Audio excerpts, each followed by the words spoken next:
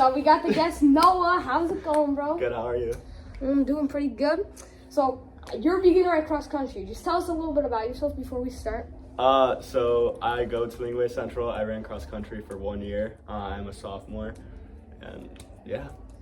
Yeah, so he just started this year. Pretty fun. Yeah. So, what was just tell us, what was the hardest thing that you did that happened in cross country? The hardest thing for me, definitely, I didn't know a lot of the guys on the team, so it was definitely hard, getting into relationships with them. Mm-hmm. Like, I knew them, but not as well. Yeah. But the hardest part for cross country for me was definitely the mental part, because running, obviously, like a far distance, 3 miles, 5K, it's hard in itself, and doing it at a fast pace, especially at a men's pace, like 5 minutes. Yeah. It's difficult. It's more difficult than what it could be. Like you're going against the hardest people that you face. The people that you face are like the harder. That's the best. It's definitely a mental push. Sure. It's just a mental sport basically. Oh, yeah. So what like made you finish your races? Like I know it's really hard in the middle of a races to think, wow, I have to finish this race, and it's gonna hurt really bad. But like, what made you think? What did you think to finish this race? So I know, like my coach, and I know maybe your coach, a lot of coaches, they say like sprints, like full out sprint your last 200 meters. It was really hard and difficult for me too. It was like a big mental push, but a lot of it's just motivation. It's how bad do you want it? Yeah. Which I know is it's like kind of cheesy to say. It's like a lot of people say it, but it is true. It's a lot of it is will and how bad do you want it. There was one race. One of my buddies, Bryce, on the team, he raced the varsity. And on my first year, I made JV, so he was on varsity. He was on the sidelines. Like there was someone behind me, and I was on my last final kick, and he was like, "Hey, he's catching up to you. Like you gotta run." And I was like, I just full out sprinted. There's like a picture actually on our calendar. There's like a picture. So Adam's one of the sound guys. Yeah, sound guy. Yeah. And the editor. And editor.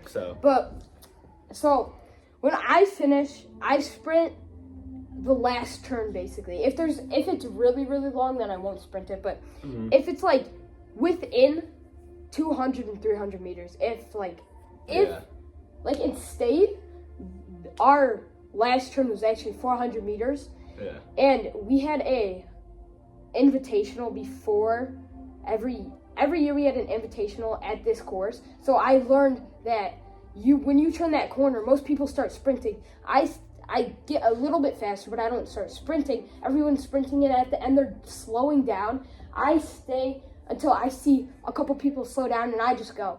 It's like really hard for you to go those last 200 meters, but it's fun when you get to pass people. It is for sure. They're like looking at you, and they're like trying to catch up, but then they just slow down. Yeah.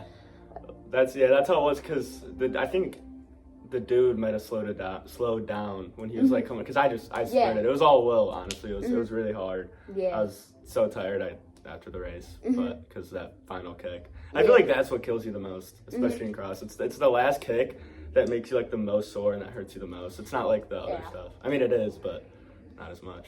Like cross country, you can't like stop. You can't like think about stopping in the middle of the race. That slows you down the most. For sure. You have to give it all you got till the end. If it means throwing up, like my coaches didn't train me hard enough this season or last season because we got new coaches and they don't know as much. But they didn't train me hard enough. We were doing like 4 miles practice and it was like slow, and then we did like a couple workouts, but they were like ladders, only like 400 meters, and that's like not that much. But we used to run around the baseball fields for like 10 miles. 10 miles, that's insane. Not 10, but 10, like it was like 5. Have you ever done the drill? 7. It was like a lot. It was like where you just run back and forth till somebody stopped. It was like there was like, depending on how fast you go, you have to like run a little bit faster. I'm gonna be honest, I over exaggerate. It's probably like 3 to 5 miles. Yeah, but 3 to 5 miles is like. It was like distance. It was 400 meters of just sprinting, and then you'd like jog one and then sprint, and then you'd like do 2 or something. I don't know. It was a lot though, but that sucked. Yeah. See. Especially when it was muddy and rainy too. Those were the worst ones. Yeah. So, like I was saying, like you have to push till the end, and my coaches didn't train me hard enough. So after every race, after I was injured, I threw up almost every race, especially state. State, I didn't throw up as much, but I threw up after every race, and I got used to the feeling of it. But then I realized that my coaches were only making us do 3-4 miles every practice, and we weren't in shape. So they were telling us to go easy, and I was going easy, but I realized that it's not how you're supposed to do it. You're supposed to, if you're going 3 or 4 miles, you're supposed to go hard. But if you're going 5 to 7 miles, you go a little easier. Yeah. So you have more. You get more used to it. For sure. So, especially I wanted to ask you, how do you run? What is your what is your goal for pace on your certain miles? Do you do your fastest mile the first mile or your last mile or your second mile? I do like this. If I was gonna do 3 miles, I would do first mile. I would start off even a mid pace. If I was going from fast as in 6 minutes, or 6:30. Let's just say 6:30 in 8 minutes. I would go first one 7:30, and then I would do the middle around 7:45ish, and then the last one I would go harder. Makes sense. 6:45ish. Yeah. 6:30. What do you think about when you run? Oh, that's a tough question. What do I think about when I run? A lot of it is honestly just motivating myself. You know, a lot of it is also strategy, depending on where I'm at. If I'm in the first mile and there's 2-3 guys in front of me, and depending on the course and where I'm at, I always try and just pass them. I'm I gotta beat these 2-3 guys. I know I can, and I could go a little bit ahead of pace. You know, I'm always, and especially when I catch up with people and I run in packs, I'll just motivate them too. They're a lot of them are why are you talking to me? I'm in the middle of the race, and I'm well, why not? I'm trying to motivate you to get faster. I know it might slow me down a little bit, but I have enough courage to get past. And especially on corners, I remember that I think it was I ran at this place called Delwood. You know, Delwood, yeah. Delwood. That's such a hard course with the hills, but it was horrible. But I told when I was with some of my buddies, Mackay, we would. Around this bend, I'd be I'd say out loud we gotta beat these 2 kids, because on curves that's when you kind of want to. Yeah, you want to go. Curves, but I tell them hey, we gotta beat these guys, and they're dude, stop talking. And I'm no, I'm just gonna motivate you so you can beat them, and we could get better. So they always tell me stay in packs, so that your team gets better. So cross country is most points you're losing, minimum points you win. So a perfect score would be 15.